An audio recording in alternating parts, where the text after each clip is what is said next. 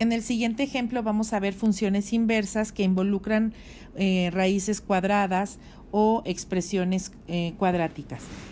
Tenemos aquí la función f, que es la raíz cuadrada de 2 menos x y más 10. Y nos están indicando cuál es su dominio. Lo primero que vamos a realizar es la función inversa de la función f. Entonces, nosotros tenemos f de x es igual a la raíz cuadrada de 2 menos x más 10. Sabemos que vamos a utilizar 4 pasos para obtener la función inversa.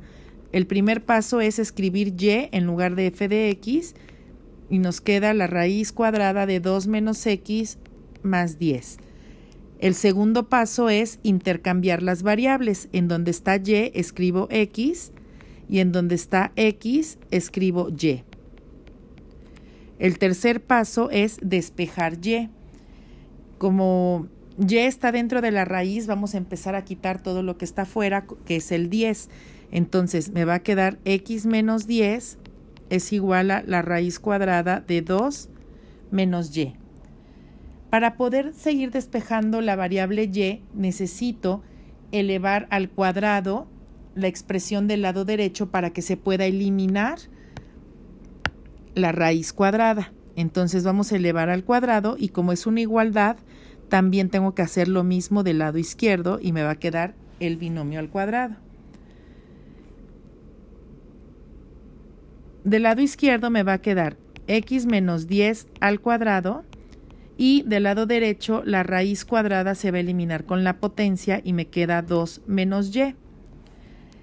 Aquí como vamos a despejar la variable y está negativa, lo que me conviene es mover y para el lado izquierdo y toda esta expresión al lado derecho para que al cambiar la y al lado izquierdo ya me quede positiva. Hay que recordar que si estoy despejando una variable, lo correcto es dejarla siempre en positivo. Entonces me va a quedar y es igual a 2 menos, va a pasar restando el x menos 10 al cuadrado.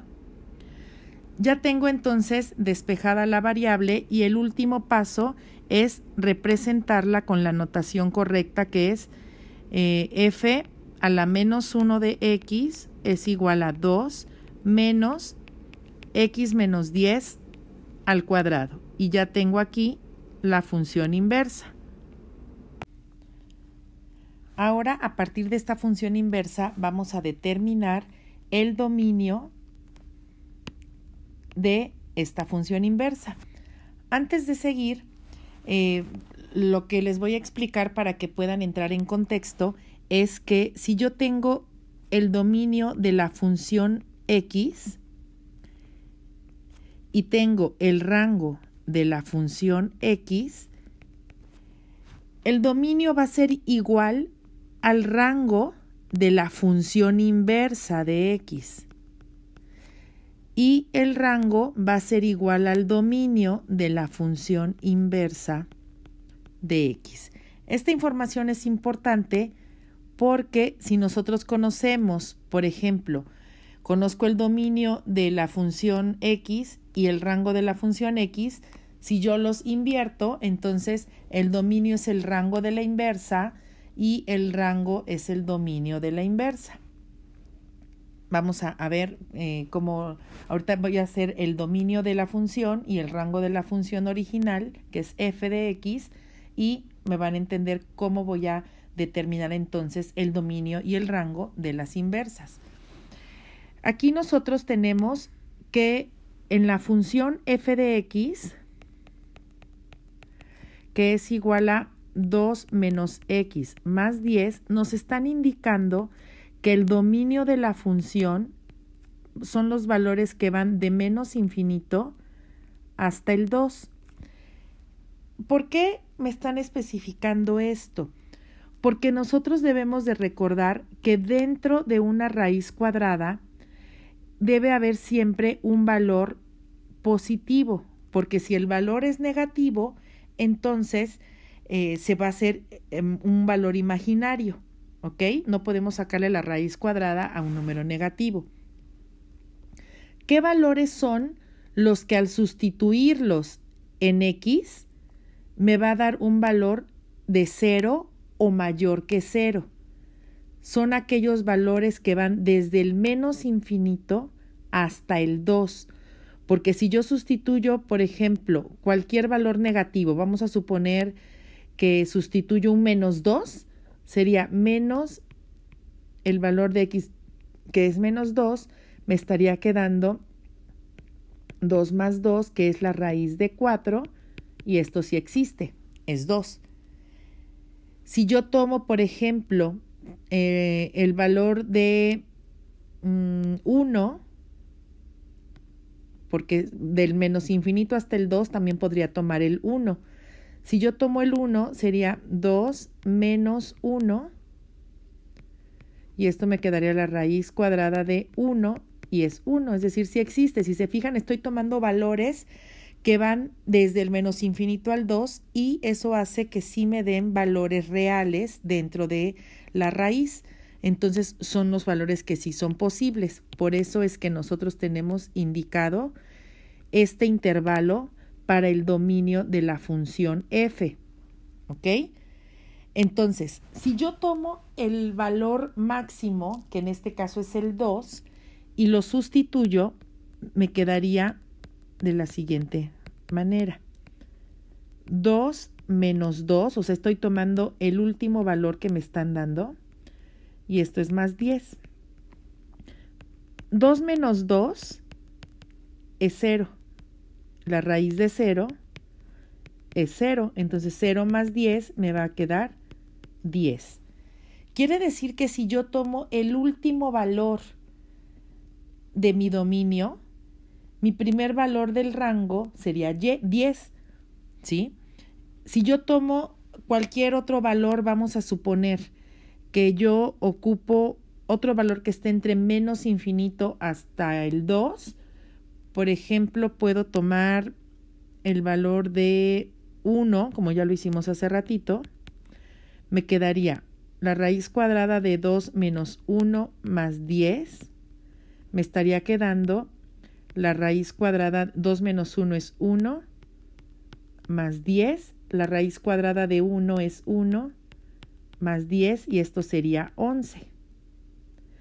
Si yo sustituyo otro valor en X que esté en el intervalo de menos infinito al 2,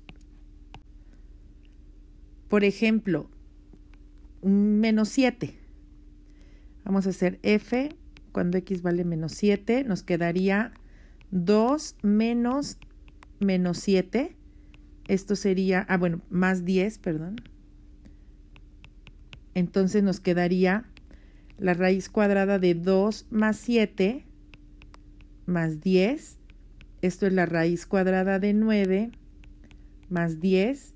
Esto sería 3 más 10. Tendríamos 13. Si ustedes se fijan, conforme más valores tome hacia la izquierda, es decir, hacia el menos infinito, los valores del rango van aumentando. Yo tomé el último valor, que es 2, y si tomo valores menores que el 2, van a ir aumentando. Tomé el 1 y me dio 11, tomé el menos 7, me dio 13, entonces mientras más valores hacia la izquierda tome, los valores del rango se van a ir hacia el infinito. ¿Ok? Entonces voy a borrar esta parte.